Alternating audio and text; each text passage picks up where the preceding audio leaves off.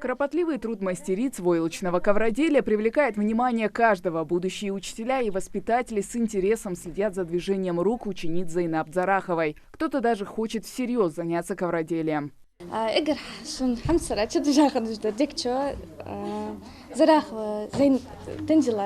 جاخنجدة سكوس شيلي حواش كوتش سوديار دقيقة شيلي أتيجش شحماش أتيجش أو خص يترسونس سسي وجدك يحتاج حم كم باقة دقيقة حاجة هنز دقيقة قالت يحدك يحتاج سوسين.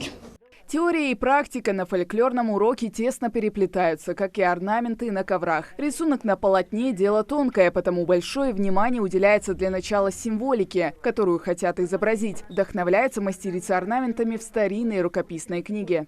Составлена книга была в начале 20-х годов, в начале 20 века. И зарисованы были в этой книге различные орнаменты ковровые из разных населенных пунктов Ингушетии.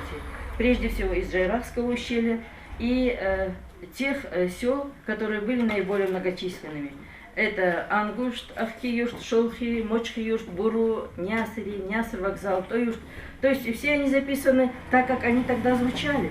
Веков связующие нити – именно так называют мастера войлочное ковроделие – древнее ингушское искусство. Изготавливаются ковры из натуральной шерсти. Первым делом ее обрабатывают кипятком с мылом. Работа поэтапная и требует большого терпения и усидчивости. На мастер-классе студентки недолго наблюдают за кропотливым трудом, а сами принимают участие в вышивании.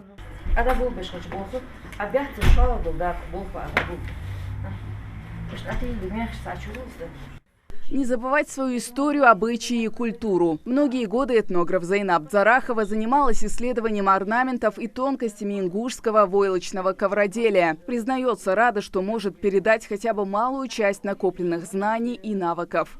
К нам в мастерскую приходят люди самых разных возрастов, самых разных социальных слоев.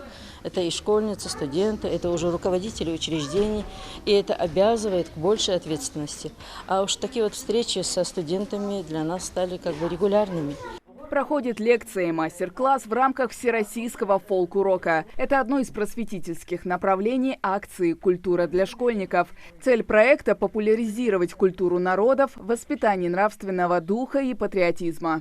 Ознакомление учащейся молодежи с богатым нематериальным культурным наследием, привлечение молодежи к занятию самодеятельным художественным творчеством, занятию народным творчеством вот во всех этих направлениях.